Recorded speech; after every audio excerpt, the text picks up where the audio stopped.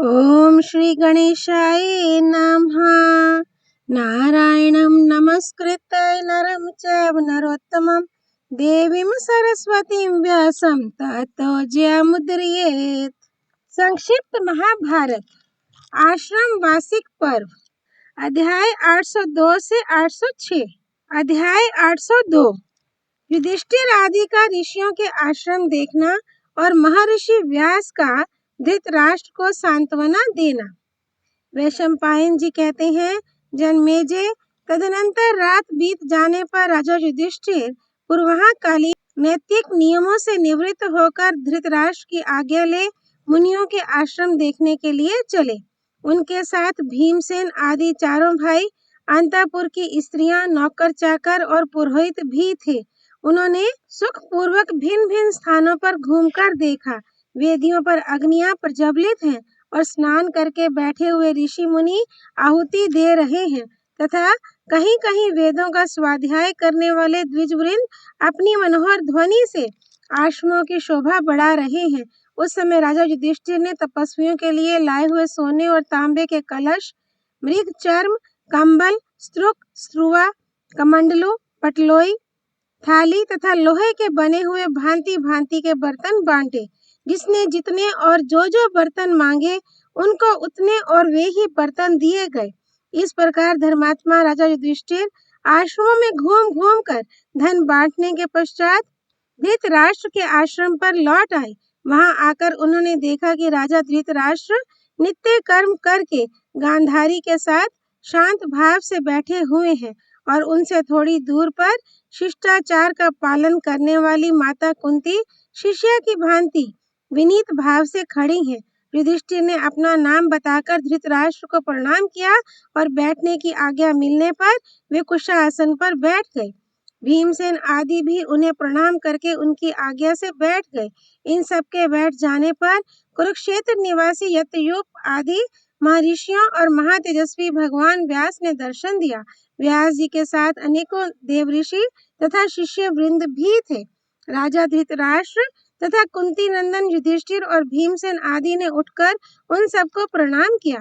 व्यास जी ने धृतराष्ट्र को बैठने की आज्ञा दी और स्वयं एक सुंदर कुशासन पर, जो काले मृग चर्म से आच्छादित तथा उन्हीं के लिए बिछाया गया था, विराजमान हुए। फिर व्यास जी की आज्ञा से अन्य ऋषि महर्षि भी चारों ओर कुश की चटाइयों पर बैठ गए। तदनंतर सत्यवती नंदन व्यास जी ने धृतराष्ट्र से पूछा, राजन, तुम्हारी तपस्या ठीक ठीक चल रही है ना?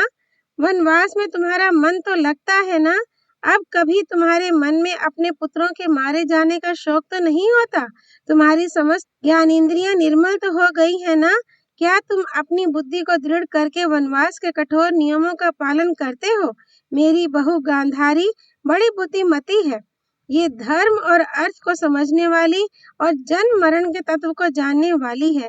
इसे तो कभी शोक नहीं होता। तथा ये कुंती, जिसने अपने पुत्रों की ममता छोड़कर गुरुजनों की सेवा में मन लगाया है, अभिमान रहित होकर तुम्हारी शुश्रूषा करती है ना?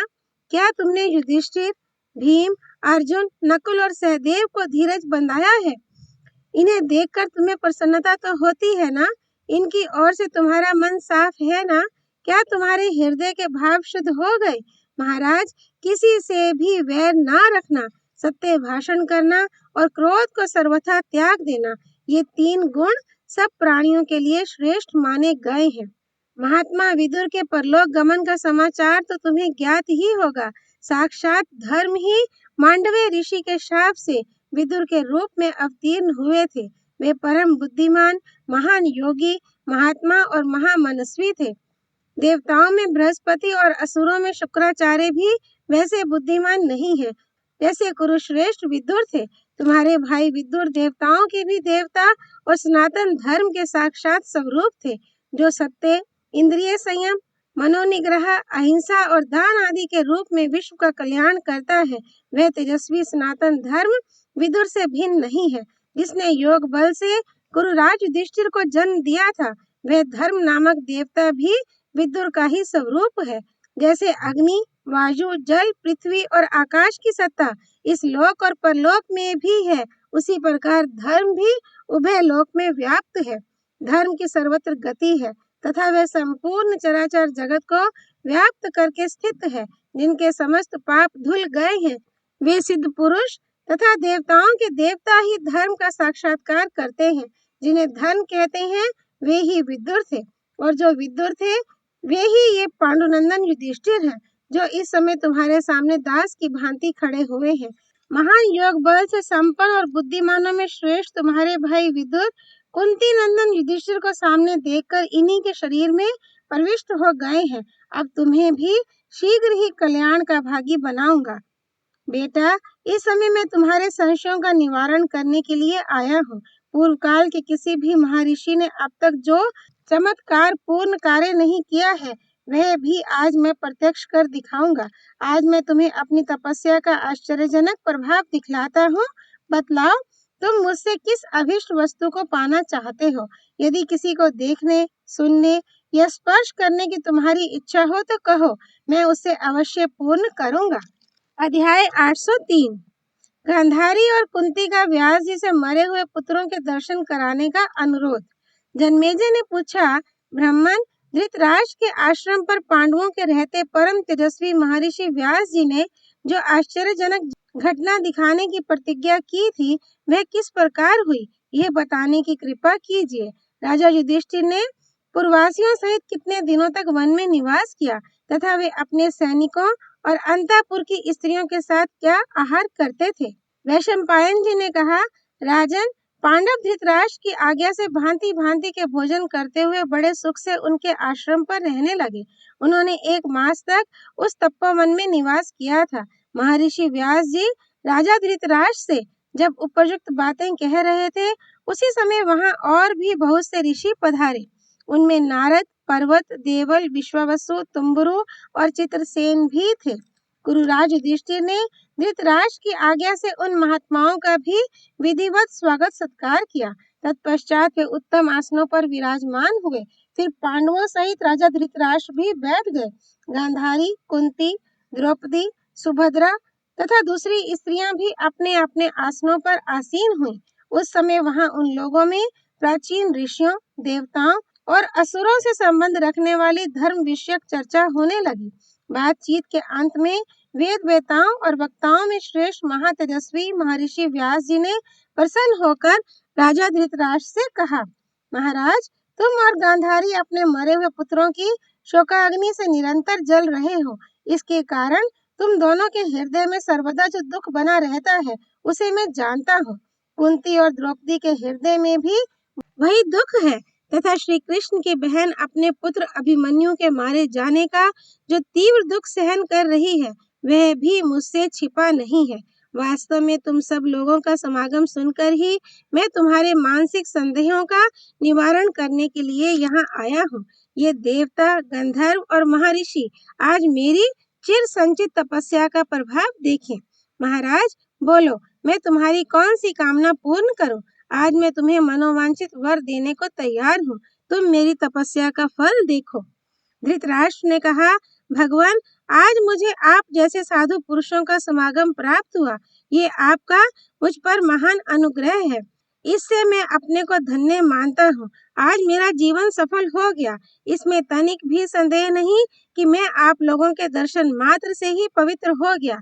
परंतु मेरे मन में एक संशय है। महाभारत युद्ध में जो मेरे पुत्र और पौत्र मारे गए हैं, उनकी क्या गति हुई होगी? उनकी याद करके मेरा चित्त सदा संतप्त रहता है। मेरे पापी पुत्र ने पृथ्वी का राज्य पाने के लोभ से शांतनु नंदन भीष्म और वृद्ध ब्राह्मण द्रोणाचार्य के साथ ही बहुत बड़ी सेना को मरवाकर समस्त कुल का संहार कर डाला। इन सब बातों का निरंतर स्मरण करके मैं दिन रात अनुताप की आग में जलता रहता हूँ। दुख शोक के आघात से एक क्षण के लिए भी मुझे शांति नहीं मिलती। राज ऋषि धृतराष्ट्र का भांति भांति से विलाप सुनकर गांधारी का शोक फिर नया सा हो गया। वे पुत्र शोक से आकुल होकर खड़ी हो गईं और अपने ससुर से हाथ जोड़कर बोली, मुनिवर, इन महाराज को अपने मरे हुए पुत्रों के लिए शोक करते आज 16 वर्ष बीत गए, किंतु अब तक इन्हें शांति ना मिली। पुत्र शोक से संतप्त होकर ये सदा आह भरते रहते हैं। रात भर इनको नींद नहीं आती। अतः एक बार आप इन्हें इनके पुत्रों से मिला दीजिए, इसी से इनका दुख शांत होगा। आप अपने तपोबल से संपूर्ण लोकों की नई सृष्टि कर सकते हैं। फिर राजा को इनके परलोकवासी पुत्रों से मिला देना आपके लिए कौन बड़ी बात है। द्रुपद कुमारी कृष्णा मुझे अपनी समस्त पुत्र वधुओं में सबसे बढ़कर प्रिय है। इस बेचारी के भाई बंधु और पुत्र सभी मारे गए हैं, जिससे ये अत्यंत शोक मगन रहा करती है। सदा कल्याण में वचन बोलने वाली श्री कृष्ण की बहन सुभद्रा भी अभिमन्यु के वध से संतप्त होकर रात दिन शोक में ही डूबी रहती है। और ये है भूरिश्रवा की धर्म पत्नी, इन्हें भी अपने स्वामी के मारे जाने का बड़ा दुख है। इन महाराज के जो 100 पुत्र रणांगण में मारे गए हैं, उनकी ये 100 स्त्रियां बैठी हैं। ये मेरी विधवा बहुएं दुख और शोक के आघात सहन करती हुई मेरे और महाराज के भी शोक को बढ़ा रही है। मेरे महात्मा शवसुर भीष्म जी तथा महारथी सोमदत्त आदि किस गति को प्राप्त हुए होंगे, ये महान संदेह दूर नहीं होता। भगवान, आप ऐसी कृपा करें जिससे इन महाराज का, मेरा तथा आपकी वधु कुंती का भी शोक दूर हो जाए। गांधारी जब इस प्रकार कह रही थी, उसी समय कुंती ने गुप्त रूप से उत्पन्न हुए सूर्य के समान तेजस्वी अपने पुत्र कर्ण का स्मरण किया। भगवान व्यास ने उन्हें दुखी देखकर कहा, बेटी, यदि तुम्हें भी किसी काम के लिए कुछ कहना हो तो कहो। ये सुनकर कुंती देवी ने मस्तक झुकाकर अपने शवसुर चरणों में प्रणाम किया और कुछ लज्जित सी होकर प्राचीन रहस्य को प्रकट करते हुए कहा, भगवान, आप मेरे शवसुर हैं, मेरे देवता के भी देवता हैं, अतः मेरे लिए देवताओं से भी बढ़कर हैं। मैं आपके सामने अपने जीवन का गुप्त रहस्य प्रकट करती हूँ। सच्ची बात बता रही हूँ, सुनिए। एक समय की बात है, परम क्रोधी महर्षि दुर्वासा मेरे पिता के यहाँ भिक्षा के लिए आए थे। मैंने उन्हें अपनी की हुई सेवाओं के द्वारा संतुष्ट कर लिया। मेरा बर्ताव पवित्र और हृदय शुद्ध था। मेरे द्वारा उनका कोई अपराध नहीं हुआ। क्रोध करने के अनेकों अवसर आए, किंतु एक बार भी मैंने उन पर क्रोध नहीं किया। इससे संतुष्ट होकर वे महामुनि मुझे वरदान देने लगे। उन्होंने कहा, मेरा दिया हुआ वरदान तुम्हें अवश्य स्वीकार करना पड़ेगा। उनकी बात सुनकर मैं शाप के डर से बोली, आपकी जो आज्ञा हो मुझे स्वीकार है। तब वे पुनः बोले, भद्रे, तुम जिन जिन देवताओं का आह्वान करोगी, वे सभी तुम्हारे अधीन हो जाएंगे। यूं कहकर वे अंतर्धान हो गए। ये सुनकर मैं बड़े आश्चर्य में पड़ गई। किसी भी अवस्था में उनकी बात मुझे भूलती नहीं थी। एक दिन मैं अपने महल की छत पर खड़ी थी। उसी समय सूर्य देव का उदय हुआ। महर्षि दुर्वासा के वचनों का स्मरण करके मैं चाह भरी दृष्टि से उनकी ओर देखने लगी। इतने ही में भगवान सूर्य मेरे पास आकर खड़े हो गए। वे 2 शरीर धारण करके एक से संपूर्ण विश्व को प्रकाशित करते रहे और दूसरे से मेरे पास आ गए थे। उन्हें देखकर मैं कांप उठी। उन्होंने आते ही कहा, देवी, मुझसे कोई वर मांगो। किंतु मैंने उनके चरणों में प्रणाम करके कहा, भगवान, मुझे कुछ नहीं चाहिए, आप कृपा करके चले जाइए। वे बोले, देवी, मेरा आह्वान व्यर्थ नहीं हो सकता। तुम कोई ना कोई वर अवश्य मांग लो, अन्यथा मैं तुम्हें और तुम्हारे वरदाता ब्राह्मण को भी भस्म कर डालूंगा। तब मैंने कहा, भगवान, मुझे आपके समान पुत्र पैदा हो। इतना कहते ही सूर्यदेव मुझे मोहित करके अपने तेज के द्वारा मेरे शरीर में प्रविष्ट हो गए। तत्पश्चात बोले, देवी, तुम्हें एक पुत्र उत्पन्न होगा। यूं कहकर वे आकाश में चले गए। तब से मैं इस वृतांत को पिताजी से गुप्त रखने के लिए महल के भीतर ही रहने लगी, और जब गुप्त रूप से पुत्र उत्पन्न हुआ तो उसे मैंने पानी में बहा दिया। वही मेरा कर्ण था। उसके जन्म के बाद मैं पुनः भगवान सूर्य की कृपा से कन्या भाव को प्राप्त हो गई। मेरा वह कार्य पाप हो या अपाप, मैंने आपके सामने प्रकट कर दिया। यदि पाप भी हो तो आप उसे दूर कर सकते हैं। इस समय मैं अपने उसी पुत्र कर्ण को देखना चाहती हूँ। राजा धृतराष्ट्र के हृदय की बात भी आपको ज्ञात ही हो चुकी है, अतः इनकी इच्छा भी अभी पूर्ण होनी चाहिए। कुंती के इस प्रकार कहने पर वेद वेताओं में श्रेष्ठ महर्षि व्यास ने कहा, बेटी, तुमने जो कुछ कहा है वह सब सत्य है। ऐसी ही होनहार थी, इसमें तुम्हारा कोई अपराध नहीं है, क्योंकि उस समय तुम अभी कुमारी बालिका थी। देवता लोग अणिमा आदि ऐश्वर्यों से संपन्न होते हैं, अतः दूसरे के शरीर में प्रविष्ट हो जाते हैं। वे संकल्प, वचन, दृष्टि, स्पर्श और हर्षोपादन मात्र से भी पुत्र उत्पन्न कर सकते हैं। देव धर्म के द्वारा मनुष्य धर्म दूषित नहीं होता। ऐसा जानकर तुम अपनी मानसिक चिंता का त्याग कर दो। अध्याय 804 धृतराष्ट्र आदि के पूर्व जन्म का परिचय तथा व्यास जी का मरे हुए वीरों को प्रकट करके उन्हें उनके संबंधियों से मिलाना। अब महर्षि व्यास ने गांधारी से कहा, बेटी गांधारी, आज रात में तुम अपने पुत्रों और भाइयों का दर्शन करोगी। कुंती कर्ण को, सुभद्रा अभिमन्यु को तथा द्रौपदी अपने पिता, पुत्र और भाइयों को देखेगी। तुम सब लोगों को उन महात्मा क्षत्रियों के लिए शोक नहीं करना चाहिए, क्योंकि वे क्षत्रिय धर्म में तत्पर रहकर ही मृत्यु को प्राप्त हुए हैं। ये देवताओं का कार्य था और इसी रूप में होने वाला था, इसलिए संपूर्ण देवता अपने अपने अंश से पृथ्वी पर अवतीर्ण हुए थे। गंधर्वों के राजा धृतराष्ट्र ही इस मनुष्य लोक में अवतीर्ण होकर तुम्हारे पति हुए हैं। महाराज पांडु देवताओं में श्रेष्ठ भगवान विष्णु के अंश से अवतीर्ण हुए थे। विदुर और युधिष्ठिर धर्म के अंशावतार हैं। दुर्योधन को कलियुग और शकुनी को द्वापर समझो। दुशासन आदि सभी भाई राक्षस थे। महाबली भीमसेन मरुत गणों से उत्पन्न हुए हैं। अर्जुन को पुरातन ऋषि नर और भगवान श्री कृष्ण को नारायण जानो। नकुल और सहदेव अश्विनी कुमारों के अवतार हैं। युद्ध में जिसे 6 महारथियों ने मिलकर मारा था, वह सुभद्रा का पुत्र अभिमन्यु साक्षात चंद्रमा का अंश था और कर्ण के रूप में स्वयं सूर्यदेव अवतीर्ण हुए थे। द्रौपदी के साथ उत्पन्न हुआ धृष्टद्युम्न अग्नि का अंश था और शिखंडी राक्षस था। द्रोणाचार्य बृहस्पति के अंश थे और अश्वत्थामा भगवान शंकर के अंश से उत्पन्न हुआ था। गंगानंदन भीष्म मनुष्य भाव को प्राप्त हुए एक वसु थे। इस प्रकार ये सब देवता कार्यवश मनुष्य योनि में अवतीर्ण हुए थे और अब अपने अवतार का उद्देश्य पूरा करके पुनः स्वर्ग को चले गए हैं। तुम सब लोगों के हृदय में पारलौकिक भय के कारण जो चिरकाल से दुख भरा हुआ है, उसे आज दूर कर दूंगा। इस समय सब लोग गंगा जी के तट पर चले, वहीं सबको अपने मरे हुए पुत्रों के दर्शन होंगे। वैशंपायन जी कहते हैं, राजन, महर्षि व्यास के वचन सुनकर सब लोग सिंह के समान गर्जना करते हुए प्रसन्नता पूर्वक गंगा तट की ओर चल दिए।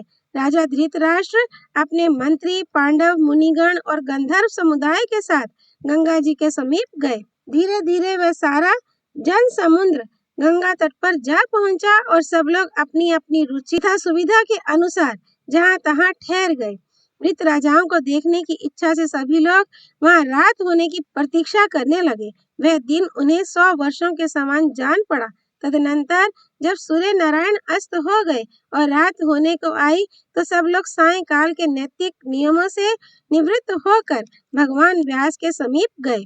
धर्मात्मा राजा धृतराष्ट्र पवित्र एवं एकाग्रचित होकर पांडवों और ऋषियों के साथ व्यास जी के निकट जा बैठे। गुरुकुल की स्त्रियां गांधारी के साथ बैठ गईं और नगर तथा प्रांत के निवासी भी अवस्था के अनुसार यथास्थान विराजमान हो गए। तदनंतर महातेजस्वी मुनिवर व्यास जी ने भागीरथी के पवित्र जल में प्रवेश किया और पांडव कौरव पक्ष के समस्त योद्धाओं तथा भिन्न भिन्न देशों के निवासी राजाओं का आह्वान किया। उस समय पानी के भीतर वैसी ही तुमुल ध्वनि सुनाई पड़ी जैसी कुरुक्षेत्र में कौरव पांडव सेनाओं के एकत्रित होने पर सुनी गई थी। थोड़ी ही देर में भीष्म और द्रोणाचार्य आदि हजारों वीर अपने सैनिकों सहित जल से बाहर निकल आए। पुत्रों और सेनाओं सहित राजा विराट, द्रुपद, द्रौपदी के 5 पुत्र, सुभद्रा नंदन, अभिमन्यु, राक्षस घटोत्कच, कर्ण, दुर्योधन, शकुनी और दुशासन आदि धृतराष्ट्र के पुत्र, जरासंध कुमार सहदेव, भगदत्त, जलसंध, भूरिश्रवा, शल, शल्य, भ्राताओं सहित वृषसेन, राजकुमार लक्ष्मण, धृष्टद्युम्न और शिखंडी के पुत्र अपने छोटे भाई सहित धृष्टकेतु, अचल, वृषक, राक्षस अलायुध, भालिक, सोमदत्त, चेकितान तथा और भी बहुत से वीर जो संख्या में अधिक होने के कारण नाम लेकर नहीं बताए गए हैं, देदीप्यमान शरीर धारण करके जल से प्रकट हुए। जिस वीर का जैसा वेश, जिस तरह की ध्वजा और जैसा वाहन था, वह उसी से युक्त दिखाई पड़ा। सबने दिव्य वस्त्र धारण कर रखे थे। सभी के कानों में दिव्य कुंडल जगमगा रहे थे। उस समय वे वैर, अहंकार, क्रोध और मात्सर्य छोड़ चुके थे।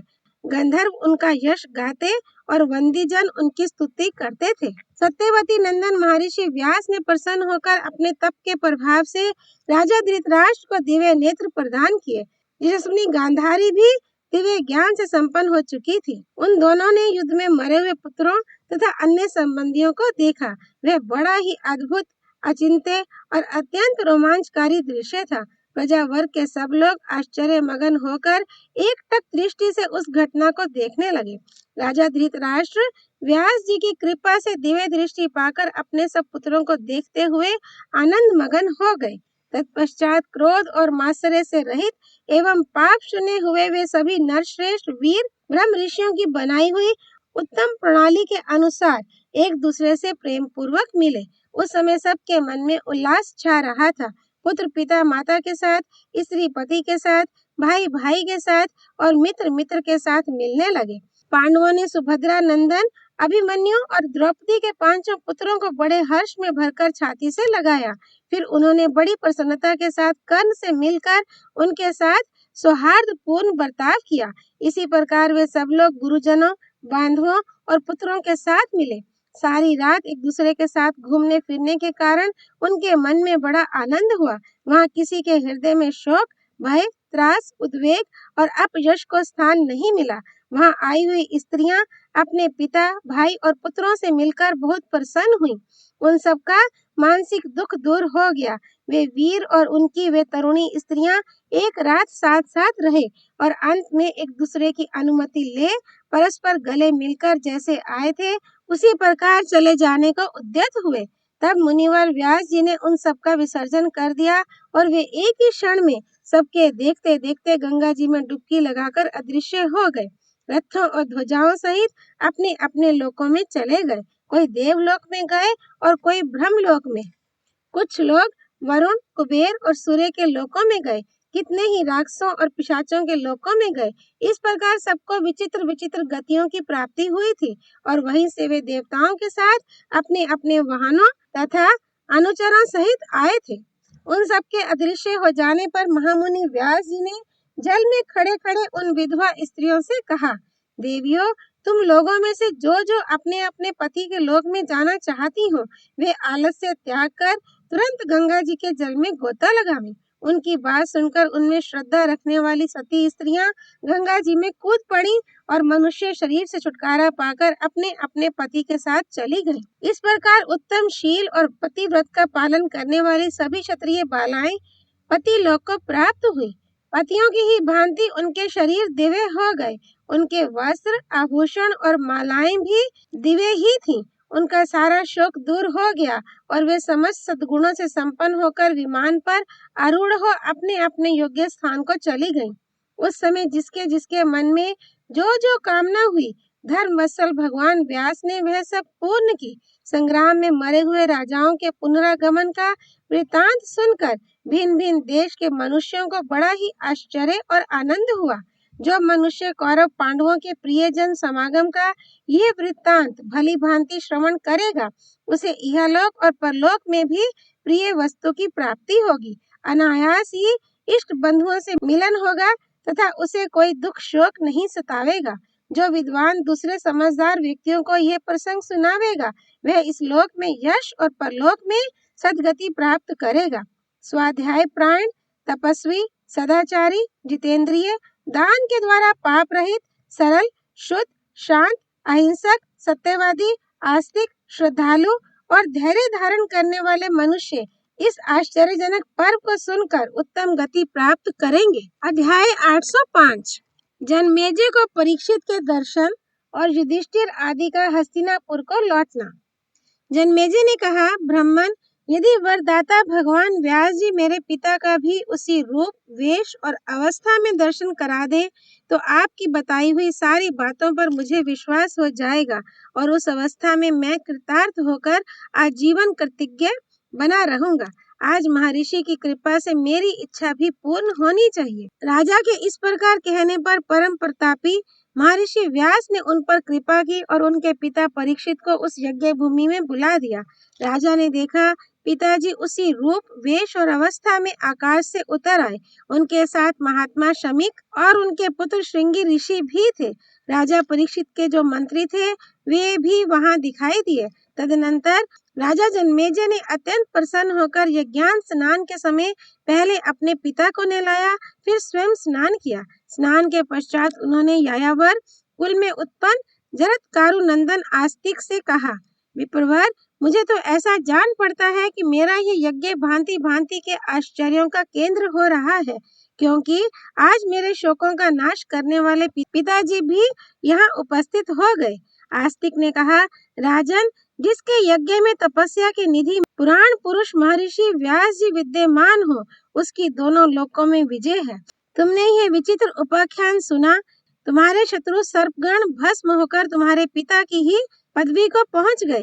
तुम्हारी सत्य प्राणता के कारण किसी तरह तक्षक के प्राण बच गए हैं। तुमने समस्त ऋषियों की पूजा की, महात्मा व्यास जी के प्रभाव का दर्शन किया और इस पाप नाशक कथा को सुनकर महान धर्म प्राप्त किया। उदार हृदय वाले संत जनों के दर्शन से तुम्हारे हृदय की गांठ खुल गई, तुम्हारा सारा संदेह दूर हो गया। अब जो धर्म के पक्ष का समर्थन करने वाले हैं, जिनकी सदाचार के पालन में रुचि रहती है तथा जिनके दर्शन से पाप का नाश होता है, उन महात्माओं को तुम्हें नमस्कार करना चाहिए। स्वाति कहते हैं, विप्रवर, आस्तिक की ये बात सुनकर राजा जन्मेजय ने महर्षि व्यास का बारंबार पूजन और सत्कार किया। तत्पश्चात मुनिवर वैशंपायन जी से पूछा, ब्राह्मण, राजा धृतराष्ट्र और युधिष्ठिर ने पुत्रों, पौत्रों और संबंधियों से मिलने के बाद फिर क्या किया? वैशंपायन जी ने कहा, राजन, राज ऋषि धृतराष्ट्र अपने पुत्रों का दर्शन रूप महान चमत्कार देखकर शोक से रहित हो पुनः अपने आश्रम पर चले आए। अन्य सब लोग तथा महर्षि गण भी उनसे विदा लेकर अपने अपने अभिष्ट स्थानों पर चले गए।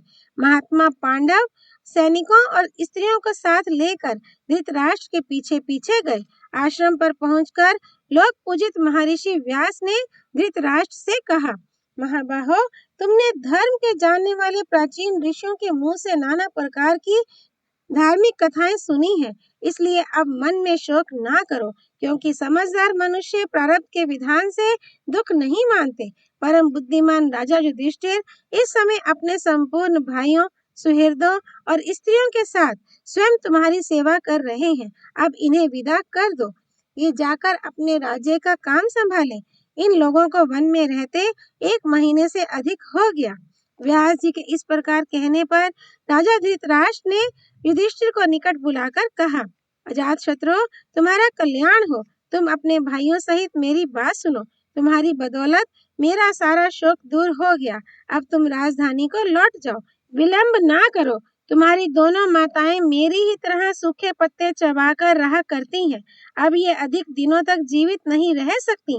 भगवान व्यास के तपोबल और तुम्हारे समागम से मुझे अपने परलोकवासी दुर्योधन आदि पुत्रों के दर्शन हो गए, अतः मेरे जीवन का भी प्रयोजन पूरा हो गया। अब मैं कठोर तपस्या करूंगा, इसके लिए तुम मुझे अनुमति दे दो। आज से पितरों के पिंड का, सुयश का और इस कुल का भार भी तुम्हारे ही ऊपर है, इसलिए बेटा, आज या कल तुम अवश्य चले जाओ, अधिक देर ना लगाओ। अब मुझे तुमसे कुछ नहीं कहना है, तुमने मेरे लिए बहुत कुछ किया है। राजा धृतराष्ट्र के ऐसा कहने पर युधिष्ठिर बोले, चाचा जी, आप धर्म के ज्ञाता हैं, मेरा परित्याग ना कीजिए, क्योंकि मैं सर्वथा निरपराध हूँ। मेरे सभी भाई और सेवक भले ही चले जाएं, किंतु मैं संयम और व्रत का पालन करता हुआ आपकी तथा इन दोनों माताओं की सेवा करूंगा। ये सुनकर गांधारी ने कहा, बेटा, ऐसी बात ना करो, मैं जो कहती हूँ उसे सुनो। तुमने जितना किया है वही बहुत है। तुम्हारे द्वारा हम लोगों का स्वागत सत्कार भली भांति हो चुका है। इस समय महाराज जो आज्ञा दे रहे हैं वही करो, क्योंकि पिता का वचन मानना तुम्हारा कर्तव्य है। गांधारी के इस प्रकार आदेश देने पर राजा युधिष्ठिर ने अपने आंसू भरे नेत्रों को पोंछकर रोती हुई कुंती से कहा, माँ, राजा और यशस्विनी गांधारी देवी भी मुझे घर लौट जाने की आज्ञा देती हैं, किंतु मेरा मन आप में लगा हुआ है। जाने का नाम भी सुनकर मुझे बड़ा दुख होता है, फिर कैसे जा सकूंगा। मैं आपकी तपस्या में विघ्न नहीं डालना चाहता, क्योंकि तप से बढ़कर कुछ भी नहीं है। तपस्या से परब्रह्म परमात्मा की प्राप्ति हो जाती है। अब मेरा चित्त पहले की तरह राजकाज में नहीं लगता, हर तरह से तपस्या करने को ही जी चाहता है। ये सारी पृथ्वी मेरे लिए सूनी हो गई है, अतः केवल धर्म का पालन करने के लिए मैं यहाँ रहना चाहता हूँ। हम सब लोगों को अपनी कल्याणमयी दृष्टि से अनुग्रहित कीजिए। ये सुनकर सहदेव की आंखों में आंसू उमड़ आए। उसने राजा युधिष्ठिर से कहा, भैया, मुझ में माताजी को छोड़कर जाने का साहस नहीं है। आप शीघ्र ही लौट जाइए। मैं इनके साथ रहकर तपस्या करूंगा और इस शरीर को सुखा डालूंगा। मेरा हृदय महाराज तथा इन दोनों माताओं की सेवा में संलग्न रहना चाहता है। ये सुनकर कुंती ने सहदेव को छाती से लगा लिया और कहा, बेटा, ऐसा ना कहो, मेरी बात मानकर घर को लौट जाओ। तुम लोगों के रहने से मेरी तपस्या में विघ्न पड़ेगा। तुम्हारी ममता में बंधकर मैं उत्तम तपस्या से गिर जाऊंगी, इसलिए बेटा चले जाओ। अब हम लोगों की आयु थोड़ी ही रह गई है। इस प्रकार कुंती ने तरह तरह की बातें कहकर उनके मन को धीरज बंधाया। फिर माता तथा महाराज धृतराष्ट्र की आज्ञा लेकर पांडवों ने उनके चरणों में प्रणाम किया और इस प्रकार कहा, राजन, आपके आशीर्वाद से हम लोग कुशल पूर्वक राजधानी को लौट जाने के लिए तैयार हैं। धर्मराज के ऐसा कहने पर राज ऋषि धृतराष्ट्र ने उन्हें आशीर्वाद देकर जाने की आज्ञा दी। फिर महाबली भीमसेन को धैर्य बंधाया। भीम ने भी उनकी बातों को हृदय से स्वीकार किया। तत्पश्चात धृतराष्ट्र ने अर्जुन और नकुल सहदेव को छाती से लगाकर उन्हें आशीर्वाद देकर विदा किया। इसके बाद वे सब गांधारी के चरणों में पड़े और उनकी भी आज्ञा लेकर उन्होंने कुंती को प्रणाम किया। माता कुंती ने सबको हृदय से लगाकर उनका मस्तक सूंघा। तदनंतर उन्होंने सबकी परिक्रमा की। द्रौपदी आदि स्त्रियों ने भी अपने ससुर को न्याय पूर्वक प्रणाम किया। फिर दोनों सासुओं ने उन्हें गले से लगाकर आशीर्वाद दे जाने की आज्ञा दी और उन्हें उनके कर्तव्य का उपदेश भी दिया। तत्पश्चात वे अपने पतियों के साथ चली गईं। थोड़ी ही देर में सारथियों ने तो रथ जोतों की पुकार मचाई। इसके बाद अपने घर की स्त्रियों, भाइयों और सैनिकों के साथ राजा युधिष्ठिर हस्तिनापुर नगर को लौट आए। अध्याय 806। नारद जी से धृतराष्ट्र आदि की मृत्यु का हाल जानकर युधिष्ठिर आदि का शोक और उन तीनों के अंत्येष्टि कर्म। वैशंपायन जी कहते हैं, जन्मेजय, पांडवों को तपोवन से लौटकर आए जब 2 वर्ष व्यतीत हो गए तो एक दिन देवऋषि नारद राजा युधिष्ठिर के पास आए। युधिष्ठिर ने उनकी विधिवत पूजा की और जब वे आसन पर बैठकर थोड़ी देर विश्राम कर चुके तो उन्होंने कहा, भगवान, इधर बहुत दिनों से आपके दर्शन नहीं हुए थे, कुशल तो है ना? इस समय आप किन किन देशों में भ्रमण करते हुए आ रहे हैं? बतलाइए, मैं आपकी क्या सेवा करूं? आप ही हम लोगों की परम गति हैं। नारद जी ने कहा, राजन, तुम्हारा कहना सत्य है। इधर बहुत दिनों बाद तुमसे मिलना हुआ है। इस समय मैं तपोवन से आ रहा हूँ। रास्ते में भगवती गंगा तथा अनेकों तीर्थों का भी दर्शन करता आया हूँ। युधिष्ठिर बोले, भगवान, गंगा के किनारे रहने वाले मनुष्य मेरे पास आकर कहा करते हैं कि महाराज धृतराष्ट्र इस समय बड़ी कठोर तपस्या में लगे हुए हैं। क्या आपने भी उन्हें देखा है? वे कुशल पूर्वक है ना? गांधारी, कुंती, संजय तथा मेरे ताऊ महाराज धृतराष्ट्र इस समय कैसे रहते हैं? ये सब बातें मैं सुनना चाहता हूँ। यदि आपने उन्हें देखा हो तो बताने की कृपा कीजिए। नारद जी ने कहा, महाराज, मैंने उस तपोवन में जो कुछ देखा और सुना है वह सारा वृत्तांत ठीक ठीक बतला रहा हूँ। तुम स्थिर चित्त होकर सुनो। जब तुम लोग वन से लौट आए तो तुम्हारे पिताजी गांधारी और वधु कुंती के साथ गंगा द्वार हरिद्वार को चले गए। संजय और यज्ञ कराने वाले पुरोहित भी अग्निहोत्र की सामग्री लेकर उनके साथ ही गए। वहां पहुंचकर तुम्हारे पिता ने तीव्र तपस्या आरंभ की। वे मुंह में पत्थर का टुकड़ा रखकर वायु का आहार करते और मौन रहते थे। उस वन में जितने ऋषि थे वे सब लोग उनका विशेष सम्मान करने लगे।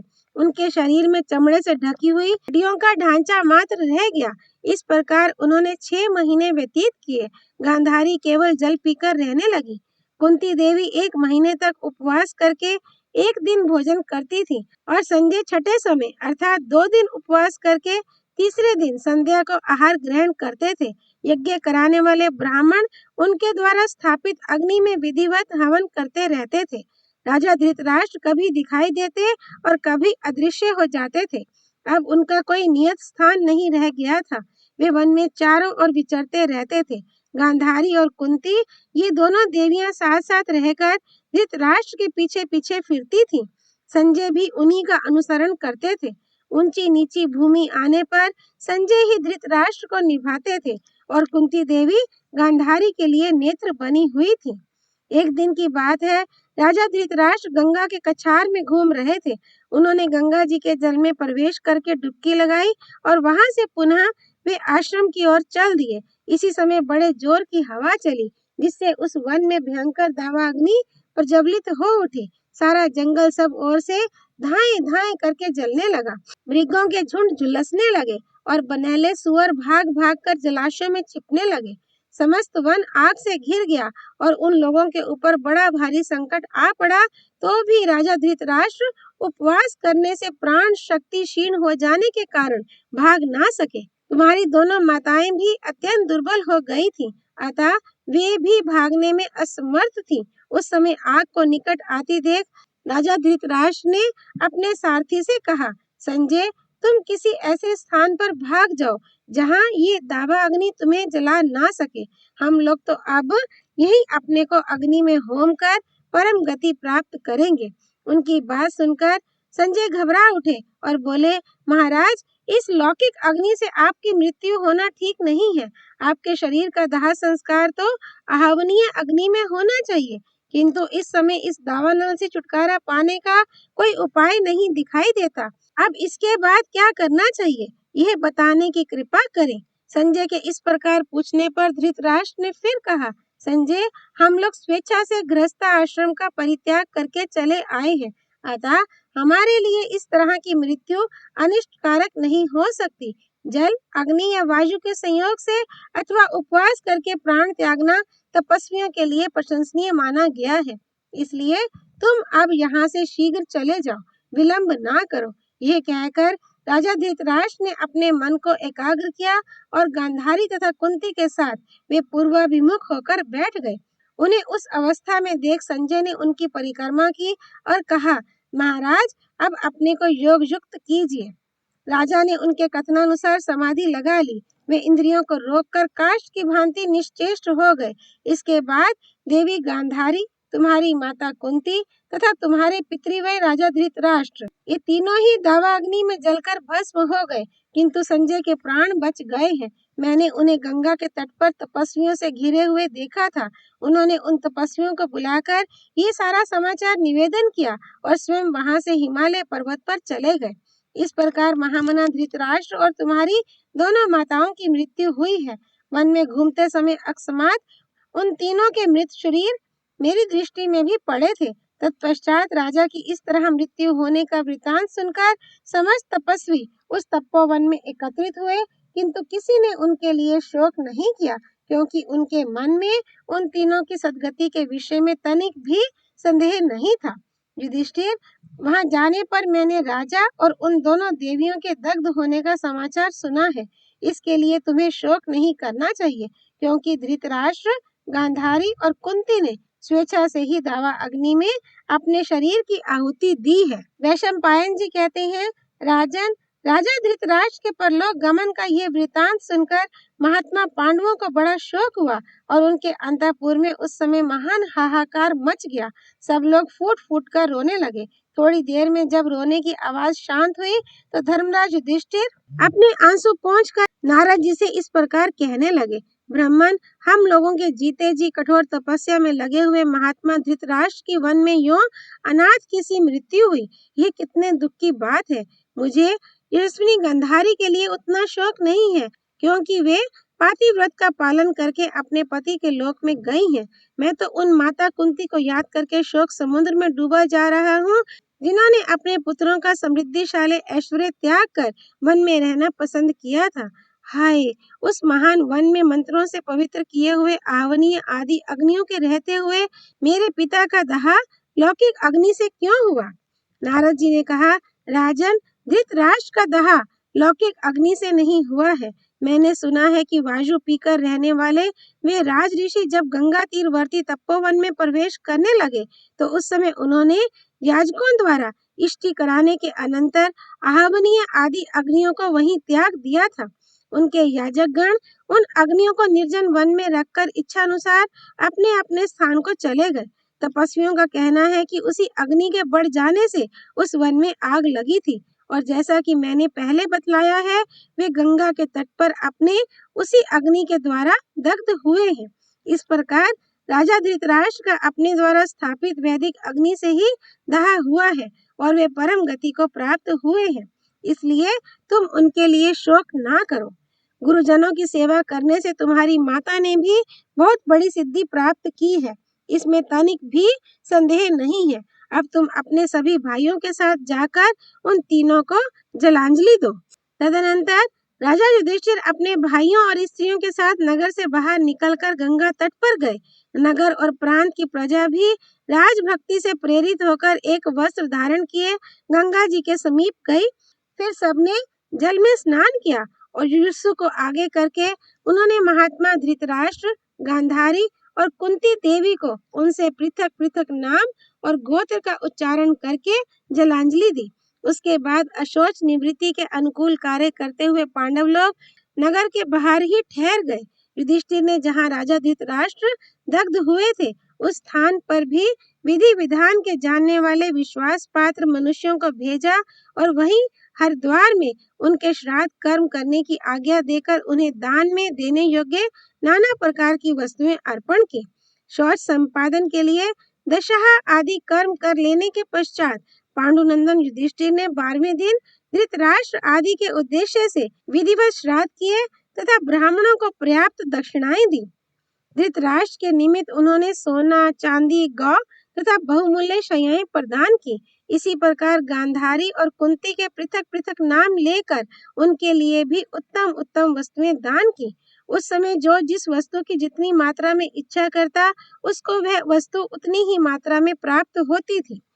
राजा युधिष्ठिर ने अपनी दोनों माताओं के उद्देश्य से शैया, भोजन, सवारी, मणि, रत्न, धन, वाहन और वस्त्र आदि वस्तुएं दान में दी। इस प्रकार अनेकों बार श्राद्ध का दान देकर युधिष्ठिर ने हस्तिनापुर में प्रवेश किया। जो लोग हरिद्वार में भेजे गए थे उन्होंने भी राजा की आज्ञा के अनुसार श्राद्ध किया और उन तीनों की हड्डियों को एकत्रित करके भांति भांति के फूलों और चंदनों से उनकी पूजा की और फिर उन्हें गंगा में प्रवाहित कर दिया। इसके बाद हस्तिनापुर में लौटकर उन्होंने ये सब समाचार राजा को कह सुनाया। देव ऋषि नारद जी भी धर्मात्मा राजा युधिष्ठिर को धैर्य बंधाकर अपने अभिष्ट स्थान को चले गए। इस प्रकार युद्ध समाप्त होने के बाद राजा धृतराष्ट्र ने अपने जाति भाई, संबंधी, मित्र, बंधु और स्वजनों के निमित्त दान देते हुए 15 वर्ष हस्तिनापुर नगर में व्यतीत किए थे और 3 वर्ष वन में तपस्या करते हुए बिताए थे। आश्रम वार्षिक पर्व समाप्त। ओम तत्सत। नर नारायण भगवान श्री कृष्ण की जय। भगवती सरस्वती देवी की जय। भगवान व्यास अवतार श्री कृष्ण द्वैपायन की जय। श्री हरि अर्पणमस्तु।